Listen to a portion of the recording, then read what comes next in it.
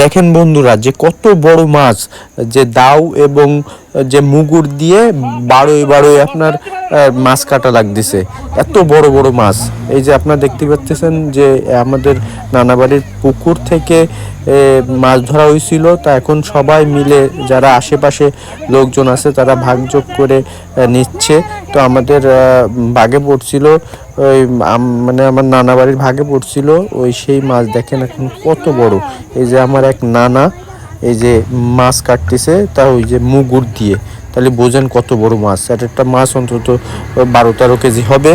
আপনার এই যে সাইডে দেখেন একটা কাতলা মাছ, সেটার সাইজও দেখেন কত বড়। ওই যে হাত দেখাচ্ছে কত, মানে এত বড় মাছ যে মাছটা কাটতেই লাগতেছিল প্রায় 1 ঘন্টার উপরে। মানে এত বড় মাছ, মানে এত বড় মাছ আমি অনেক দিনই দেখি না, আগে ছোটোকালে দেখছিলাম। তো পুরনো মাছ যে আমাদের আমদের পুকুর বলে, ওই পুকুরে আসলে 3-4 বছর কোনো মাছ তেমনভাবে ধরা হয় না। এই এত এই বড় মাছই পাওয়া গেছে আর কি। মানে ছোট মাছও পাওয়া গেছে।